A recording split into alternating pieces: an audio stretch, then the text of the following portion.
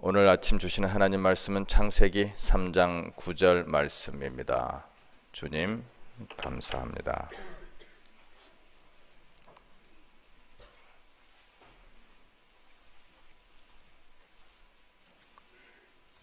(3장 9절) 말씀 한 목소리로 받들어 있습니다. 여호와 하나님이 아담을 부르시며 그에게 이르시되 내가 어디 있느냐. 아멘.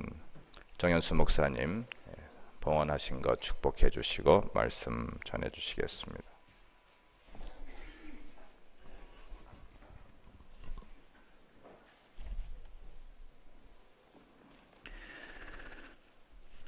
기도하시겠습니다.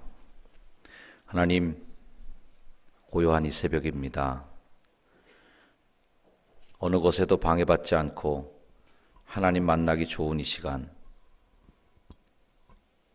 새벽에 찬 눈물을 길어내듯이 하나님께 나와 생명의 물 앞에 나온 거룩한 주의 성도들의 마음을 주님의 물로 깨끗이 씻어주시고 오늘 하루를, 아니 우리의 일생을 충분히 살아갈 수 있는 생명의 맑은 물을 공급받는 이 아름답고 복된 새벽 되게 해 주옵소서.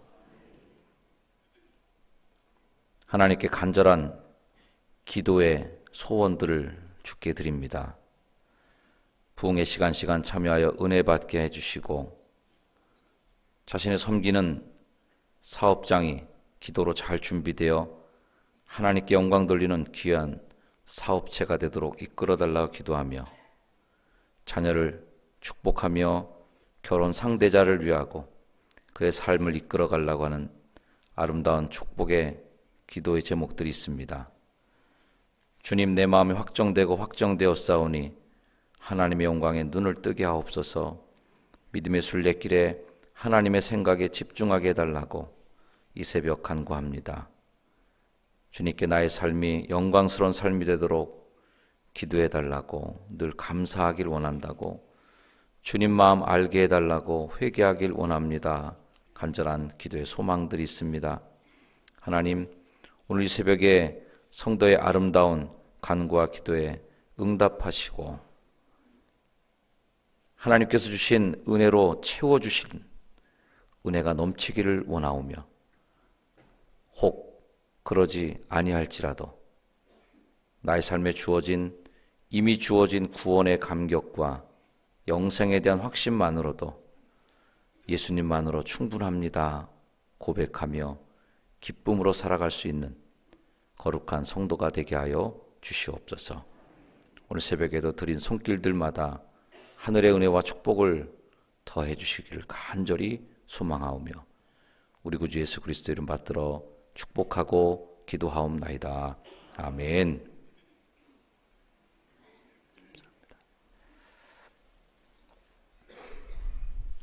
할렐루야. 네, 오늘 새벽에도 하나님 앞에 나온 여러분 사랑을 축복합니다. 새 친구 나왔어요. 박수 한번 해주세요. PK, 약속을 지키는 사람들, Promise Keeper. 야, 축복해요. 여긴 다 어디 갔어, 근데? 기도원 다 어디 갔어, 기도원? 셋만 온 거야?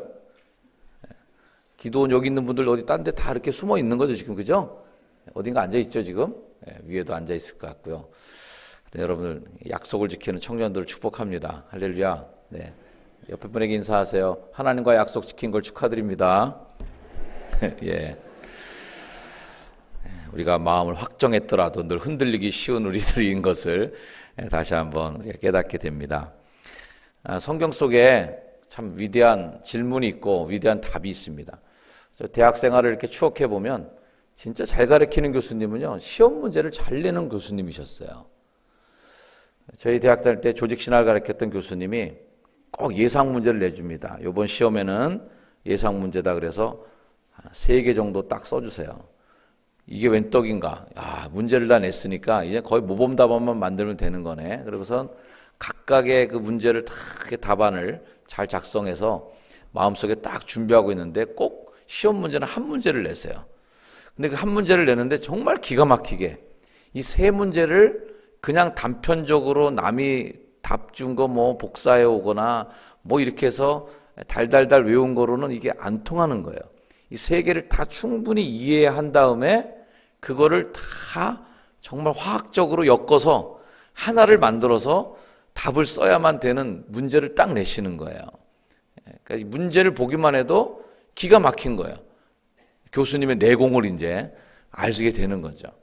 교수님도 그러시죠. 수십 년 가르치셨으니까 이것들이 나한테 당할 수 있겠는가 하는 아주 그런 문제를 제시하는데 교수님 참 존경스럽더라고요. 어떻게 그런 문제를 우리에게 던질 수 있는가가 굉장히 중요한 거예요. 어떤 질문을 여러분이 받았느냐에 따라서 정말 인생이 달라질 수 있습니다. 우리 청년들은 여러분 인생 속에 정말 말씀 속에서 삶을 뒤흔들 수 있는 정말 진동이 일어나고 동공지진이 일어나는 그러한 위대한 질문들을 인생에서 접하기를 주님의 이름으로 축복해요. 질문이 없는 사람은 성장하지 않습니다. 애들이 자랄 때 가장 많이 하는 질문이 뭐야? 이거 뭐야? 이거부터 이제 시작합니다. 이거 뭐야가 이제 유치한 질문부터 이제 물건 이름을 물어보는 거죠. 그러다가 좀 더 잘하면 애들이 왜? 이렇게 물어봅니다. 이거 왜 그래? 이렇게 물어보기 시작할 때부터 드디어 아이들이 성숙해 가는 거예요. 수많은 질문을 던지면서 자녀들이 자라납니다. 신앙도 마찬가지예요. 저는 질문하는 교인들을 좋아합니다. 근데 교회가 그동안 질문하지 말라고 가르쳤어요. 사실 설교 시간에는 질문 시간이 없습니다. 좀 아쉬움이 있죠? 설교에서는 질문이 없어요. 받아들이는 건데 그렇게 그냥 순종하고 아무 무비판적으로 믿는 것을 훌륭한 믿음이라고 우리가 이제 생각했어요. 그러나 묻지도 말고 요즘에 따지지도 말고 이런 그 광고도 있잖아요. 근데 묻지도 말고 따지지도 말고 믿은 거는요, 내게 아니니까 이게 쉽게 무너지는 거예요. 조금만 시험 들면 무너져 버려요. 내 레시피로 만든 요리가 아니기 때문에 확신이 없는 거예요. 대표적인 예수님의 제자 중에 의심 많은 제자가 있어요. 어렸을 때부터 성경 퀴즈 대회 하면 아주 도마는 정말 도마 위에 올려놓고 난도질을 당했어요. 매일 질문이 뭐예요? 의심 많은 제자 도마, 의심 많은 제자. 그 도마는 정말 의심이 많은 사람으로 제가 보였어요. 근데 어른이 돼서 도마를 보니까 의심 많은 제자가 아니라 솔직한 제자였어요. 도마가 잠깐 어디 갔다 왔는데 잔치 분위기로 바뀐 거예요. 초상집 분위기가. 다락방에서 어제 금방까지만 해도 완전히 초상난 것처럼 울고 있던 제자들이 어디 잠깐 갔다 오니까 완전히 바뀌었어요. 예수님이 여기 왔다는 거예요. 살아났다는 거예요. 그러면 여러분, 적어도 예수님의 제자인데 거기 많은 120명 정도의 사람들이 모여있는데 그 중에서 10분의 1 아니에요. 12명의 사도 중에 하나인 자기 정도면은 대세를 따라야 될 거 아니겠어요? 대세. 딱 봐서 이미 다 봤다 그러니까 그러면 나도 본 걸로 치고 그래서 거기 묻어가야지 이게 정상인데 거기서 찬물을 확 끼얹습니다. 나는 못 믿겠어. 이렇게 얘기해버린 거예요. 그래서 그 제자를 예수님이 특별 관리하십니다. 예수님은 120명 사람들한테 한꺼번에 나타나서 왕창 보여주셨는데 단독 면담으로 오세요. 그래서 맞춤형으로 오셔갖고선 다른 사람들은 그냥 만나기만 하셨지만 도마는 못에 손에 못자국을 만져보기도 하고 허리에 창자국을 만져보기도 하는 아주 시청각 교육을 시켜주셨어요. 왜? 이 믿음이 없으니까 아직은. 시청각 시켜 야단치십니다. 야, 네가 봐서 믿냐? 안 보고 믿는 게 더 복되다고 얘기합니다. 근데 저는 이걸 조금 더 다르게 해석을 해봐요. 다른 방향으로 생각하면 어떻게 해요? 보고 믿는 게 낫지 안 보고 안 믿는 게 낫겠는가? 이렇게 생각해요. 그래서 만약에 도마가 본 것처럼 생각하고 아무 질문을 안 던졌으면 도마는 보지도 못하고 믿지도 못하는 사람이 된 거예요. 그러고 나서 도마가 내 주요 내 하나님이시니다 라고 드디어 고백을 하죠. 전설이지만 인도에 도마교가 있다는 얘기를 제가 들었어요. 이 도마가 그 이후에 예수 그리스도의 제자가 된 다음에 확신했잖아요. 이제요. 살아계신 예수님을 만난 거예요. 부활의 예수님을 증명받은 거예요.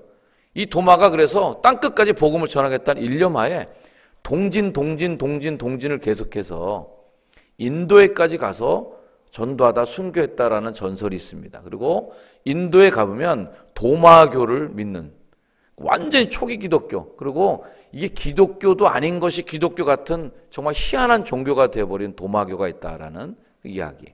심지어 어떤 사람들은 이 도마가 한국 땅에까지 와서 수천 년 전에 복음 전하고 갔다라는 이런 설까지도 있을 정도로 도마는 끝까지 흔들리지 않고 한 번도 이제는 그 길에 대한 의심하지 않고 한 번도 자신의 그 걸음에 갈등이나 뒤돌아설까 옆으로 갈까에 대한 고민 없이 동쪽으로 끝까지 갔던 사람 중에 하나다.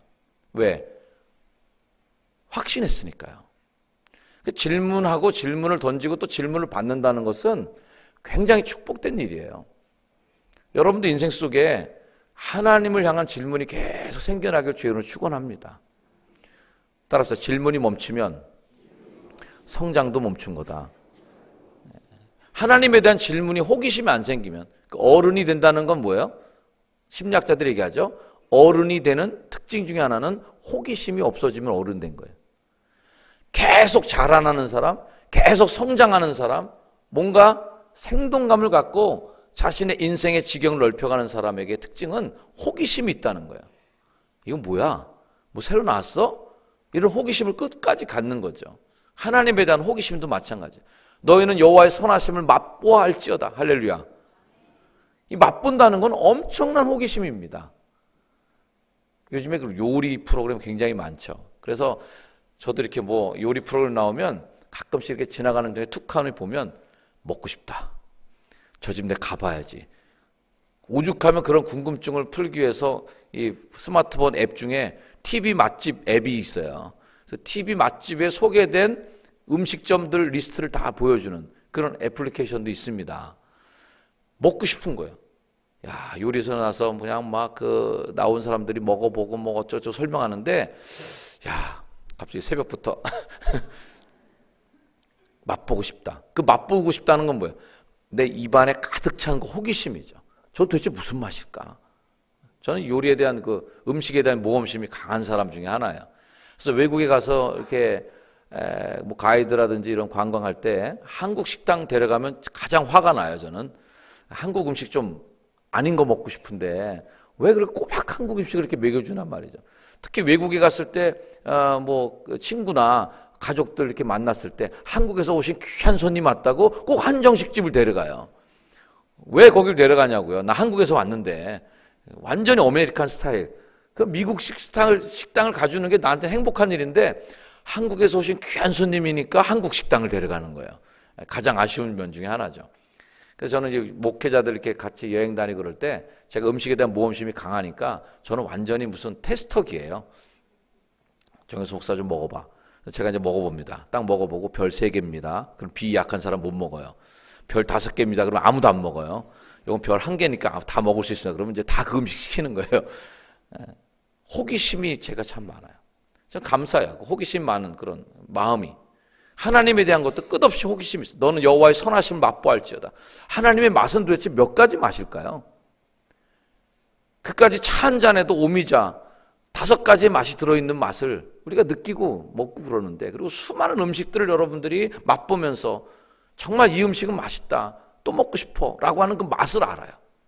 그 맛은 우리들의 추억이고 맛은 우리들의 영혼 속에 깊이, 그래서 오죽하면 음식 중에 소울푸드라고 내 영혼의 음식, 영혼을 치유해주는 음식. 어제 저녁에 우리 주원신 목사님과 부목사님들하고 같이 저녁 식사를 여기 관악 김치찌개, 저희 설교에는 간접 광고가 포함되어 있습니다. 이 교회 권사님이시라고 그러더라고요. 관악 그 식당 가서 김치찌개 먹었어요. 진짜 맛있더라고요. 이런 얘기하면 또 우리 주현수 목사님 1년 내내 김치찌개만 드실 것 같은데 그 김치찌개가 주현수 목사님 소울푸드라네요. 맞아요, 목사님? 네. 그렇다고 여러분 주현수 목사님 계속 김치찌개만 사주시면 안 돼요. 우리 교회 부흥회 작년 가을에 오신 강사 목사님이 첫날 큰 실수를 하셨어요. 설교하시다가 자기가 좋아하는 음식을 발설하신 거예요. 계란찜. 자신은 계란찜이 좋다는 거예요. 그 다음부터 이제 성도들이 이제 대접을 하신 그 식당마다 어떨 때는 중국 식당 갈 때도 있고 어떨 때는 정말 랍스타 집에 갔어요. 그 비싼 랍스타 집에 갔는데 그 집엔 계란찜이 없는데 옆집 식당에서 공수해서 계란찜, 짜장면집 가도 계란찜, 한정식집에 가도 계란찜. 그리고 성도들이 그 목사님 계란찜 좋아하시니까 어떤 식당을 가도 집에서 만들어 놓은 한 있더라도 계란찜을 반드시 거다 놓는 거예요. 그래서 저는 계란찜 내내 먹었습니다. 목사는 절대 발설하지 말아야 될 것 중에 하나가 뭐 좋아한다는 거, 이거 얘기하면 안 되는 거예요. 저는 다 좋아합니다. 하나님의 선하심을 맛보고 싶은 거예요. 근데 하나님의 그 선하심은요, 마치 수박 겉핥기처럼 겉만 핥다 끝난 사람들도 있어요. 그래서 하나님 맛없다는 거예요. 하나님 덤덤하대. 무슨 맛인지 모르겠다는 거예요. 수박 겉핥기라는 우리 속담처럼 그냥 수박 겉만 핥은 거죠. 교회도 건성건성, 예배도 건성건성, 기도도 건성건성. 그러고서 하나님의 진짜 속살을 맛보지 못한 채 그 수박을 딱 쪼갰을 때 사각사각하고 그 달간 그 속살의 맛, 시원하고 내 입안 가득을 채우는 그 시원한 물맛, 그 달콤한 맛을 맛보지 못한 채 수박 겉만 핥다가 뭐 이래 이거 덤덤해, 맛이 없어. 속에 대한 호기심이 없는 거예요. 하나님에 대한 깊은 호기심이 없는 거예요. 하나님은 우리를 깊이 호기심을 갖고 계세요. 얼마나 우리를 파악하고 계시냐면 너의 머리카락까지 다 세고 있고 너의 중심을 보신다고 그러시고 은밀한 중에 보시는 거예요. 골방에 가서 기도할 때도 은밀한 중에 다 보고 계시고 왼손이 하는 일을 오른손이 모르게 해도 그것까지 다 관찰하시고 호기심 있게 나를 계속 주시하고 있다는 거야. 그 호기심에 가득 찬 인간을 에덴 동산에다 만들어 주셨어요. 이 인간이 얼마나 호기심이 많은지 온갖 것들을 다 가지게 했는데도 호기심이 안 풀리는 게 하나 있는 거죠. 그리고 사단은 결국 그 호기심에 이제 미끼를 놓쳐. 야, 이거 먹으면 진짜 안 죽는다고 그랬어? 질문을 던져요. 이것도 역시요. 이 질문 속에 답도 있고 질문 속에 죄도 있습니다. 결국 그 질문에 넘어가죠. 선악과를 따먹습니다. 그러고선 범죄한 인간이 가장 먼저 하는 일이 뭐예요? 숨는 거예요. 일단 음지에 있는 곤충들이 있습니다. 가끔씩 이렇게 산에 가서 돌 이렇게 들쳐내면 거기에 벌레들 참 많아요. 들치면 벌레들이 그냥 딱 들치자마자 막 숨습니다. 집에도 바퀴벌레를 사육하고 계시는 분들은 집에 가서 불 딱 켜면 어때요? 바퀴벌레들 마루에 있다가 쫙 흩어져서 자기 갈 길을 찾아가죠. 어둠을 쫓아다녀요. 빛을 싫어하는 거예요. 꼭 죄 지은 인간들의 모습이 그거죠. 사람들이 빛보다 어둠을 더 사랑해서 참빛이 세상에 왔지만 그 빛이 비치니까 너무 싫어. 짜증나게 그 빛이 비치니까 그 빛을 죽여버렸다는 거예요. 예수님의 죽음인 거죠. 여러분 어디 가서 찌라시 나눠주고 정말 휴지 한 장 팔아도요 그렇게 박대받는 경우가 없는데 전도하면 박대받아요. 그래서 예수님 말씀하신 거죠. 너희가 예수 그리스도의 이름으로 박해를 받고 핍박을 받는 게 복이 있는 거예요. 왜? 세상은 정말 복음을 싫어해요. 그러니까 진짜인 거예요. 그게 참빛인 거예요. 사람들이 복음을 전하고 전도하려고 그럴 때 와, 네가 나한테 전도하네? 너무 행복해. 나도 교회 가고 싶었는데 이런 분 가끔 있어요. 거의 그러나 그렇지 않아요. 복음을 전할 때 거부 반응을 가지고 거기에 대해 저항합니다. 왜? 어두움과 빛의 싸움이기 때문에 그래요. 이게 진짜이기 때문에 진리이기 때문에 그게 싫은 거예요. 그 복음을 전하는데 아담은 숨습니다. 숲을 속에 가서 숨는데 하나님이 그 아담에 숨어서 얼굴만 받고 꽁지가 하늘 치솟아 있는 그 아담을 향해서 물어보는 질문이죠. 아담아 내가 어디 있느냐. 이 아담아 내가 어디 있냐는 질문은 공간적 질문이 아니에요. 어디 있는지 뻔히 알고 하시는 질문이거든요. 하나님이 오늘 이 새벽에 여러분들에게 아무개 장로, 아무개 권사, 아무개 집사, 아무개 목사, 아무개야 너 어디 있냐라고 할 때 우리들의 공간적 대답은 뭐예요? 나 교회 다닙니다. 나 교회 있어요 라는 거예요. 그러나 아담은 에덴 동산에 있지만 에덴 동산에 있는 건 아니었어요. 이미 하나님으로부터 도망가는 단계. 하나님부터 멀어지고 하나님 피하는 거예요. 여러분 교회 오래 다니는 게 그게 문제예요. 그래서요. 그 공간에 오래 있으면 그 공간에 내가 동화되어 있는 걸로 착각하는 거예요. 학교 다닐 때 제일 황당한 애들이 누구예요? 새벽에 일찍 와서 도서관에 가방 맡겨놓는 애예요. 딱 가방 놔요. 그런데 자기 칸 딱 차지했죠? 책 쫙 꽂아놓고 필통 딱 놓고 다 세팅한 다음에 어디로 없어져. 예, 그러고선 어디 가서 놀다가 하다가 저녁 때쯤 그 도서실에 또 와요. 그런 다음에 책을 걷어서 이제 집에 가는 거예요. 그 친구의 마음속에 어떤 위로가 있냐면 하루 종일 난 도서관에 있었어. 이거예요. 여러분 교회 하루 종일 있을 수 있어요. 그래서 가장 불행한 사람은 누구예요? 성경에서 정말 불행한 사람 중에 하나는 이 사람들이죠. 주의 이름으로 귀신을 쫓고 주의 이름으로 권능을 행하고 주의 이름으로 온갖 일을 다 했어요. 그래서 이 사람들은 확신에 차서 주님 앞으로 나왔어요. 당연히 천국 갈 줄 알고 딱 나와서 예수님 안녕 나 알죠? 딱 했는데 예수님이 너 누구냐라는 거예요. 내가 너희를 도무지 알지 못하노니 이렇게 말씀하시는 거예요. 정말 황당한 거예요. 차라리 이 대목이면 덜 슬퍼요. 예수님께서 야 내가 너를 도무지 알지 못하노니 너 지옥 가야 되겠다. 그러니까 얘가 내가 그럴 줄 알았어. 내가 이렇게 살았으니까 내가 이렇게 황당하게 살았으니까 난 지옥 갈 줄 뻔히 알았어요 목사님. 알았어요 예수님 나 지옥 갈게요. 이렇게 차라리 쿨하게 가는 사람은 좀 난데 예수님 앞에 나올 때도 지옥 갈 줄 알았잖아요. 지가요. 자기가 한 짓이 있으니까. 근데 이 사람은 천국 갈 줄로 확신하고 온 거예요. 그래서 주님의 이름으로 뭔가를 다 했어요. 근데도 모르시겠다는 거예요. 여러분 주님의 이름으로 교회에서 직분자 다 할 수 있습니다. 주의 이름으로 장로 역할 할 수 있어요. 주의 이름으로 권사 역할, 주의 이름으로 구역장 역할, 주의 이름으로 성가대, 주의 이름으로 교회학교 교사, 주의 이름으로 청년부 다 할 수 있어요.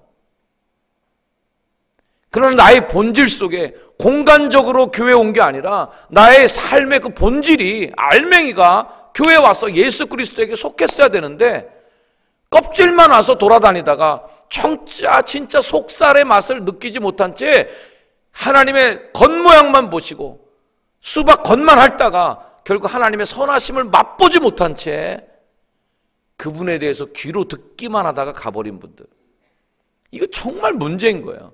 근데 그런 분들 전도하기가 더 어려운 게 예수님에 대해서 아는 거예요. 그리고 교회 와서 직분이 된 거예요. 이미 집사가 된 거예요. 이미 권사가 된 거예요. 이미 장로가 된 거예요. 나는 알고 있다고 스스로 확신을 하고 착각하고 있는 거예요. 그래서 예수님이 우리에게 다가와서 너 어딨냐라고 물어볼 때 내가 있는 위치에 대한 너무나 찬 확신에 찬 확신이 있어요. 이 착각에 가장 속는 사람들이 사실은 목사들이에요. 그죠? 난 하루 종일 교회 사니까. 난 아주 그냥 내 삶이 그냥 성경만 보고 사는 삶이니까. 그러나 직업적으로 성경을 보는 것도 가능해요. 직업적으로 성도들 신방하는 것도 가능해요. 저는 능력이 없는 목사님은 내가 인정할 수 있지만 소명이 없는 목사한테는 구역질이 나요. 우리 교회 부목사님들한테도 그런 강조 많이 해요. 저희는 부목사님도 저렇게 별로 그렇게 달달 볶지 않아요. 왜? 그분의 사명에 대한 소명의식을 제가 믿는 거지. 그렇게 장로님들은 가끔 저한테 부탁합니다. 목사님 좀 우리 교회 교육자들 목사님 좀 단도리 전문 용어가 또 나왔어요. 단도리를 좀 잘 해달라고. 저는 얘기합니다. 제가 단도리를 하면 이분들은 내 눈앞에서 볼 때만 일할 거예요. 내가 안 볼 때도 전 이분들이 일한다고 생각합니다.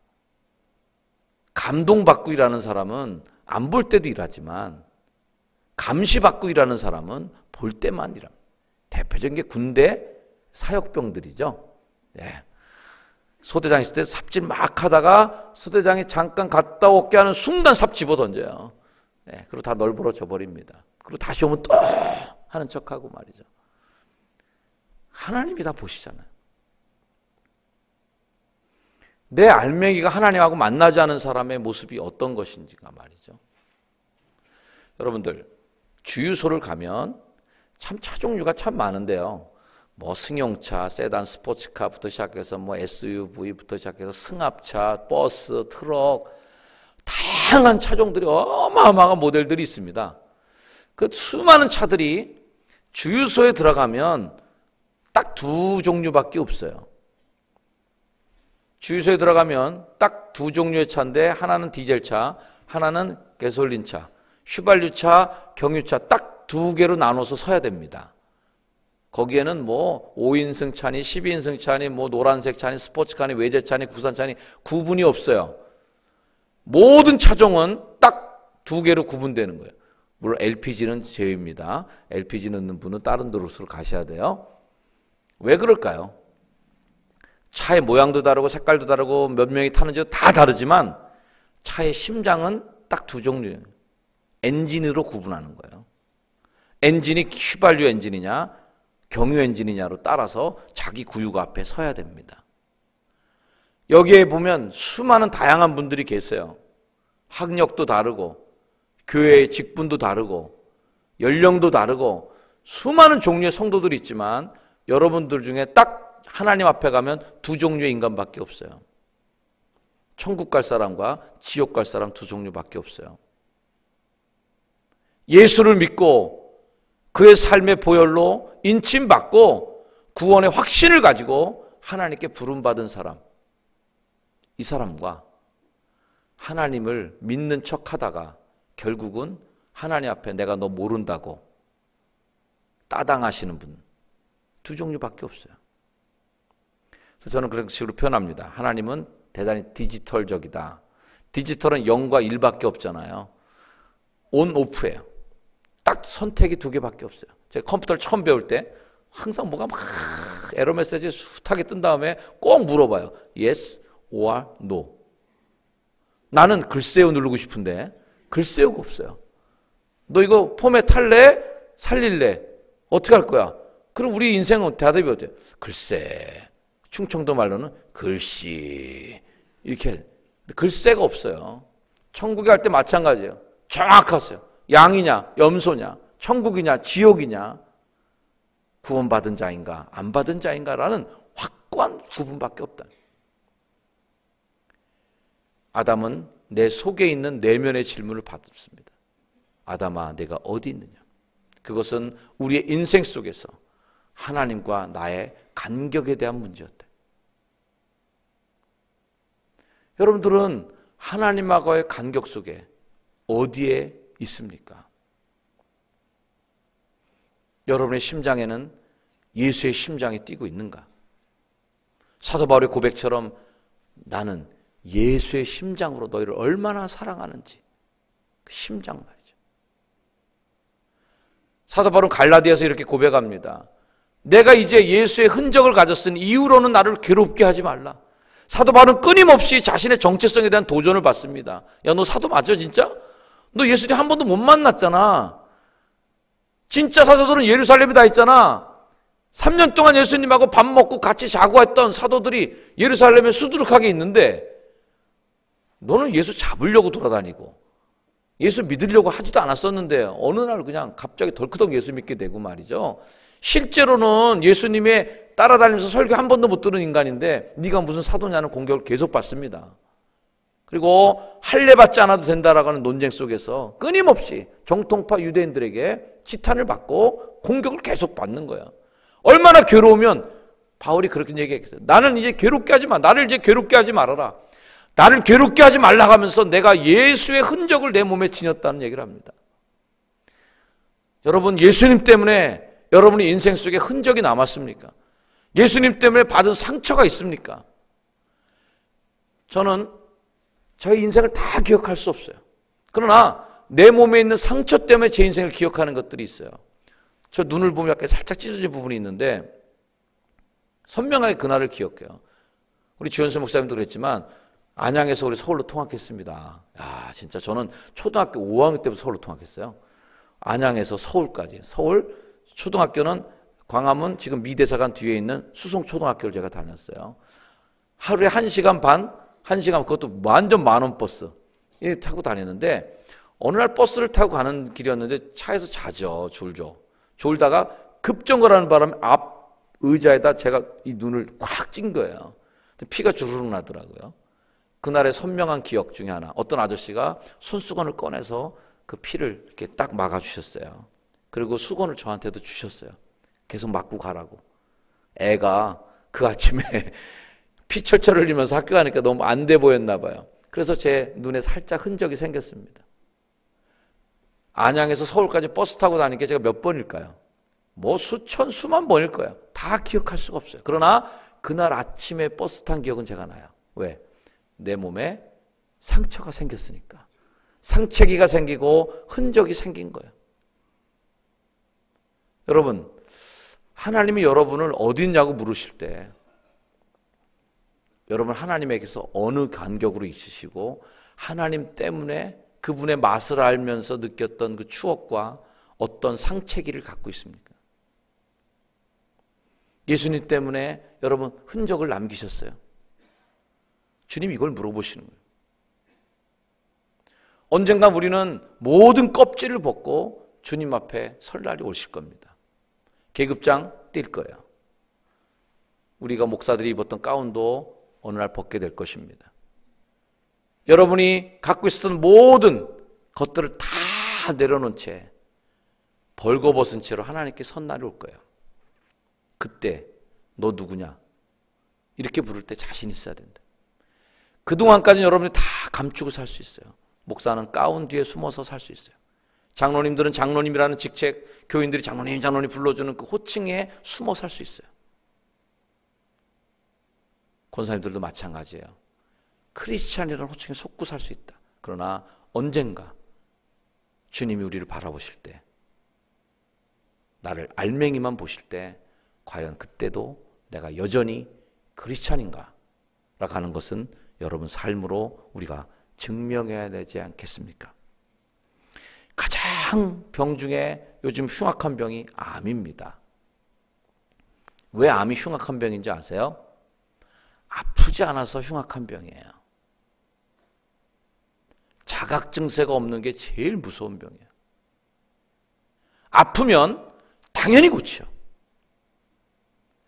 내가 누군지를 처저히 깨닫고 내 삶의 위치가 하나님으로부터 멀어졌구나 또는 가까웠구나 하는 것을 내가 감지할 줄 알면 충분히 내가 교정해내고 수정을 가능해요. 그러나 암은 우리에게 자각 증세를 주지 않는다. 아프지 않아요. 그러니까 병원 안 가요. 내 속에서 다 내 세포를 다 잡아먹고 끝판까지 갈 때야 그때 아프기 시작해요. 그러나 우리들 다 아는 상식대로 아파서 가면 이미 때는 늦었다는 걸 알 거예요. 시각장애인들 안 보이시는 분들은 손을 늘 예민하게 보호해야 됩니다. 손을 갈아서라도 점자를 싹 만질 때 그 도돌도돌한 돌기들이 싹 만져지면서 거기에서 메시지가 보여야 되는 거죠. 그래서 내 손을 늘 예민하게 보호해 줘야 돼요.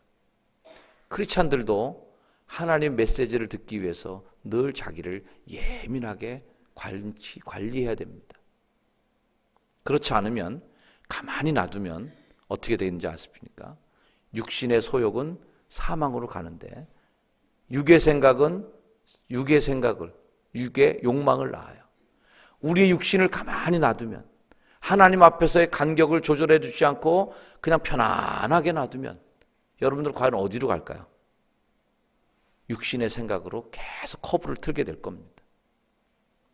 교회를 다니면서도 영의 생각으로 가서 생명으로 가는 길을 선택하지 않고 교회를 다니는데도 수없이 교회를 다니는데도 내 커브길은 계속 육신의 소욕, 인간의 욕망, 삶의 자리로 계속 커브를 틀다가 결국은 하나님하고는 전혀 관계없는 곳에서 멀어진 채로 나는 신앙생활 하고 있어.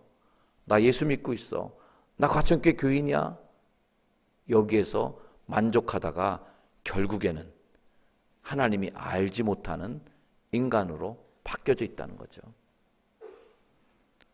사랑하는 여러분, 여러분 자신을 하나님 앞에 세우시기를 주의 이름으로 축원합니다.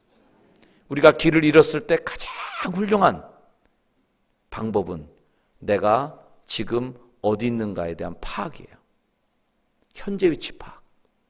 전 세계 위성이 24개가 떠 있는 중에 24개의 GPS 위성이 3개의 위성이 한 지점으로 모아지는 그 포인트를 잡아서 우리가 내비게이션을 작동시킵니다. 내비게이션의 가장 핵심 기술은 자기 위치 확인 기술이에요.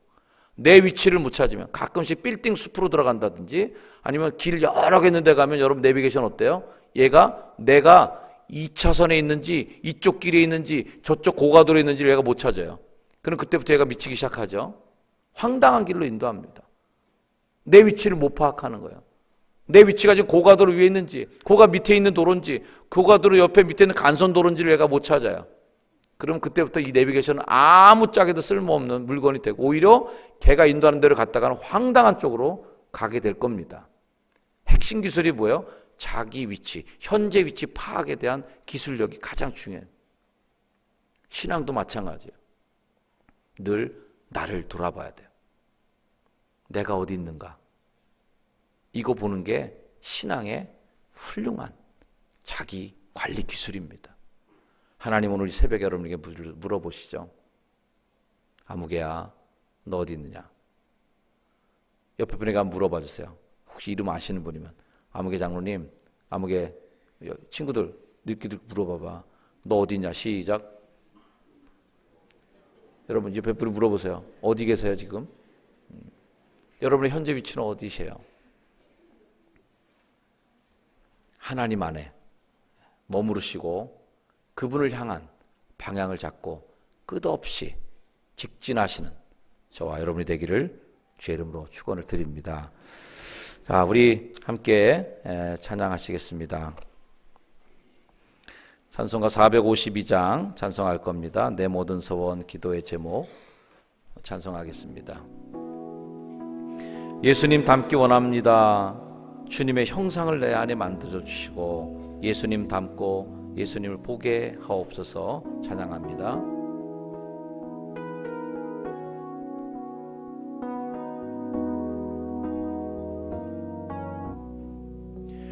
내 모든 소원 기도의 제목 예수님 닮기 원함이라. 예수님 형상 나 입기 위해 세상에 보았기 전에 예수님 닮기 내가 원하네. 날 구원하신 예수님을 내 마음속에 지금 고도사 주님의 형상 인치소서. 무한한 사랑 풍성한 긍휼 슬픈 자 위로하시는 주. 길 잃은 죄인 부르는 예수 그 형상 닮게 하옵소서. 예수님 닮기 내가 원하네. 날 구원하신 예수님을 내 마음속에 지금 고도사 주님의 형상 인치소서.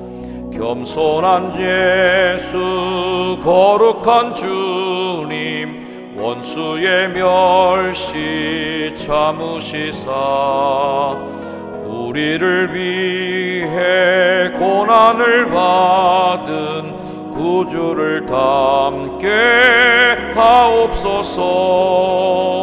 예수님 닮기 내가 원하네. 날 구원하신 예수님을 내 마음속에 지금 고도사 주님의 형상 인치소서. 제가 기도하고 축도한 이후에 여러분 오늘 말씀을 기억하면서 하나님 앞에 나는 어디에 있는지 마음속으로 하나님 앞에 정직하게 대답하고 주님의 질문 앞에 나의 삶을 정직하게 내려놓고 대답하고 돌아가는 여러분 되길 바랍니다. 기도하겠습니다. 하나님, 오늘 이 새벽에도 하나님 만나고 돌아가는 귀한 성도들을 축복하사 이 하루가 주님 안에 살아가는 복된 날 되게 하시고 주님이 눈동자처럼 사랑하고 아끼시고 보호하시는 행복한 나날 되도록 저희들의 삶과 동행하여 주옵소서. 이제는 우리 구 예수님의 은혜와 하나님의 사랑과 도우시는 성령님의 동행하시는 은총이 이 하루를 살아가는 귀한 주의 백성들 머리 위에 이제로 영원까지 늘 항상 함께 하시기를 간절히 축원하옵나이다. 아멘.